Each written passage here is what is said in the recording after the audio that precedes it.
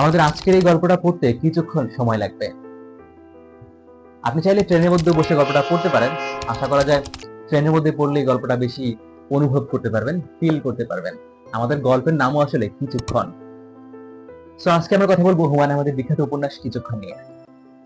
কিছুক্ষণ গল্পটা শুরু হয়েছে ট্রেনের মধ্যেই। ট্রেন ছাড়বে কিছুক্ষণ পর।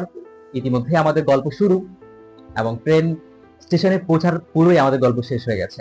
অর্থাৎ আমরা কিছুক্ষণের মধ্যে গল্পটা পড়ে শেষ করতে পারবো। এবং এই মুহূর্তে আমরা কিছুক্ষণ সময় দিয়েই আমরা বইটার রিভিউ, মোটামুটি একটা ওভারভিউ জানার চেষ্টা করবো। তো আমাদের ট্রেন ছাড়বে কিছুক্ষণ পর। চিত্রা নামের চরিত্র, আমাদের প্রধান চরিত্র বলবো কিনা, আমাদের এখানে তিনটা ভিন্ন ভিন্ন গল্প দিয়ে শুরু হয়েছে উপন্যাসটা। উপন্যাসের শেষ দিকে এসে তিনটা গল্পই, তিনটা পরিবারই একত্র হয়েছে বলা যায়। তিনটা না, দুইটা বলা যেতে পারে। তো চিত্রা যাচ্ছে, তার বড় মামা অসুস্থ, যদিও হয়তো ভিন্ন কোনো কারণ থাকতে পারে, বাট তাকে জানানো হয়েছে তার বড় মামা অসুস্থ, সে যাচ্ছে বড় মামাকে দেখতে। তো সে পূর্বেই টিকিট কেটে রেখেছিল। তার ইচ্ছা ছিল যে সে একাই ডাবল সিট কাটবে এবং একা থাকবে সে কেবিনের মধ্যে। বাট দুর্ভাগ্যবশত সে গিয়ে দেখলো যে সেখানে এক বুড়ো, খাটাস মার্কা বুড়ো বসে আছে, যে সিগারেট টানছে, উদ্ভট কিছু আচরণ আছে তার মধ্যে। চিত্রা তো মোটামুটি হতাশ। সে আগে টিকিট কাটলো, কিন্তু অবস্থা হলো দেখা যায় পুরো উল্টো। সে যার মাধ্যমে টিকিট কাটালো তাকে ফোন দিয়ে একটা বেহাত করলো। ইতিমধ্যেই আমাদের আরেকটা গল্প এখানে অ্যাড হয়, সেটা হচ্ছে আশরাফ। আশরাফ একজন ডাক্তার, যাচ্ছেন তিনি তার মাকে নিয়ে। তো উনি কোনোভাবে জানতে পেরেছেন যে চিত্রা বিপদে পড়েছে। চিত্রা এই বুড়ো খাটাসের সাথে যেতে চায় না। যদিও বুড়ো খাটাসটা আমরা পরবর্তীতে জানবো যে উনি একজন অঙ্কবিদ, বিখ্যাত একজন অঙ্কবিদ। হয়তো ওনার আচরণ কিছুটা অন্যরকম মনে হতে পারে, বাট ওভারঅল তিনি একজন অঙ্কবিদ, একজন জ্ঞানী মানুষ। তো আশরাফের সাথে চিত্রার পরিচয় হলো। সিদ্ধান্ত হলো আশরাফ থাকবে বুড়ো অঙ্কবিদের সাথে, আর চিত্রা থাকবে আশরাফের মায়ের সাথে। আমাদের এই গল্পে একটা অদ্ভুত ঘটনা আছে। আমাদের এই ট্রেনের মধ্যে একটা লাশ আছে, যাকে নিয়ে আশরাফের মায়ের ভীষণ ভয়, ওনার ভীষণ অভিযোগও। কেন ট্রেনের মধ্যে লাশ থাকবে? ওনার অভিযোগ, লাশের যারা পরিবার আছেন তারা একটা অ্যাম্বুলেন্স ভাড়া করে নিতে পারতেন, একটা গাড়ি ভাড়া করে নিতে পারতেন। কেন ট্রেনের মধ্যে রেখে ট্রেনের এত প্রায় 600 জন যাত্রীকে বিপদে ফেলতে হলো? এটা ওনার অভিযোগ। তো আমরা অন্য গল্পে যাই। আমাদের গল্পের আরেকটা অংশ, আমাদের ট্রেনের মধ্যে একজন মাওলানা উঠেছেন। মাওলানা ভীষণ ধার্মিক। মাওলানার স্ত্রী প্রেগন্যান্ট। ইতিমধ্যেই মাওলানার স্ত্রীর ব্যথা অনুভূত হলো, অর্থাৎ প্রসব বেদনা শুরু হলো। সম্ভবত এখানে ডেলিভারি হতে পারে। আমি গল্পের মাঝখান দিয়ে না দিয়ে শেষ দিকে চলে আসি। মাঝখান দিয়ে আহামরি অনেক ঘটনা ঘটেছে, যেটা বলে আপনারা মজা পাবেন, আই গেস। হাসবেন, ফিল করবেন, অনুভব করবেন, এবং গল্প ছাড়তে মন চাইবে না। আমরা সেটাতে আপাতত পুরোপুরি বলার তেমন কিছু নাই। গল্পের শেষ দিকে এসে হঠাৎ জানা গেল যে আমাদের আরেকটা টুইস্ট এখানে বাকি আছে। গল্পের আরেকটা অংশ হলো, এই ট্রেনে একজন মন্ত্রী আছে, স্বরাষ্ট্রমন্ত্রী, একে খায়ের ওনার নাম। উনি যাচ্ছেন ওনার শালিকার স্বামী এবং ওনার ওয়াইফ, ওনার পুরো পরিবার নিয়ে ওনারা একটা ভোজনে যাচ্ছেন, আনন্দ উৎসবে যাচ্ছেন, এবং ট্রেনের মধ্যে ওনারা আনন্দ করবেন বলে সিদ্ধান্ত নিয়েছেন।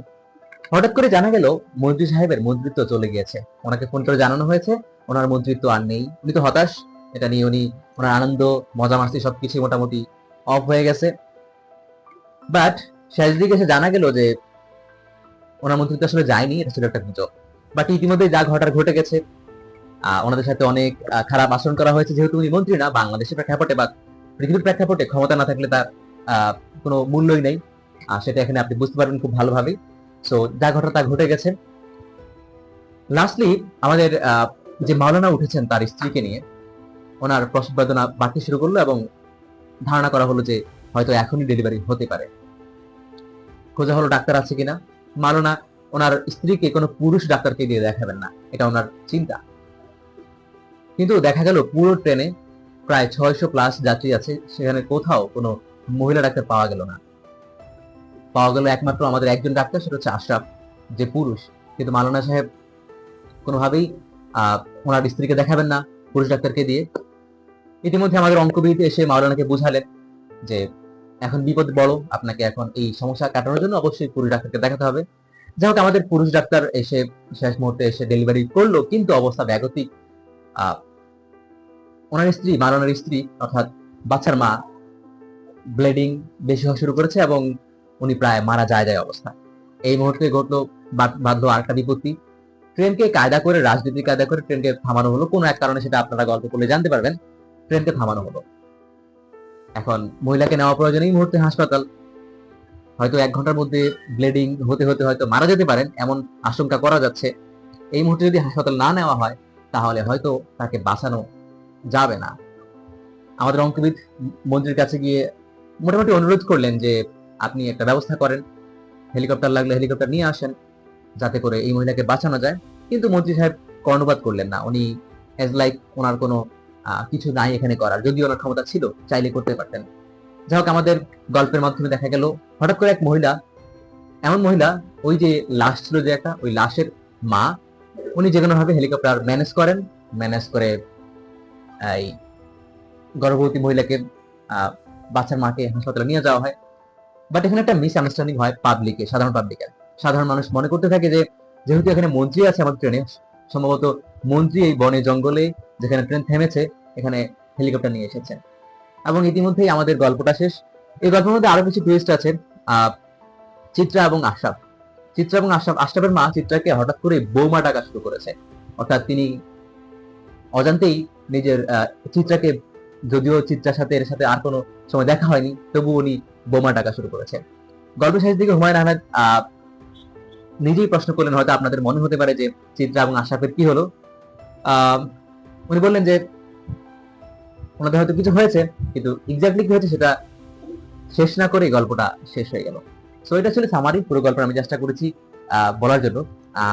হয়তো গোছায় বলতে পারিনি, গোছায় না বলাটাও স্বাভাবিক, বিকজ আমি সাধারণত এই পর্যন্ত আমার ভিডিও, বই রিভিউ আছে এটা সহ 19টা। সো এই পর্যন্ত যতগুলো বই রিভিউ করছি আমি সবগুলা আগে বইটা পড়ার পর রিভিউ লিখতাম, দেন হচ্ছে ভিডিও করতাম। But it's different. আমি এই বইটা পড়ে শেষ করে কেবলই বসলাম, পিডিএফ পড়ছি, সো হাতে বই নাই। আমি বইটা পড়ে শেষ করে 5 মিনিটের মধ্যে ভিডিও করতে বসে গেলাম, কোনো স্ক্রিপ্ট না, কোনো ভিডিও লিখিত রিভিউ লিখি নেই। So that is the point. আমরা জানলাম কিছুক্ষণ গল্পের মূল সামারি। কিছুক্ষণ গল্পটা লিখেছেন হুমায়ুন আহমেদ 2007 সালে, প্রকাশ পেয়েছে 2007 সালে। বইটা খুব একটা বড় না, আপনার কিছুক্ষণই লাগবে বইটা পড়তে। বইয়ের নাম যেহেতু কিছুক্ষণ, অলমোস্ট 87 পৃষ্ঠার বই, আপনার অলমোস্ট 1 থেকে 1.5 ঘন্টা, বা যারা মোটামুটি ধীর গতি হয়তো 2 ঘন্টা লাগবে সর্বোচ্চ আপনার বইটা পড়তে। সো চাইলে পড়ে নিতে পারেন। যদি একটু বোরিং ফিল করেন তাহলে আশা করা যায় বইটা পড়লে ভালো লাগবে। আর যারা হুমায়ুন ভালোবাসেন তারা তো জাননি হুমায়ুনের লেখা আপনাদের ভালো লাগবে। So bye bye.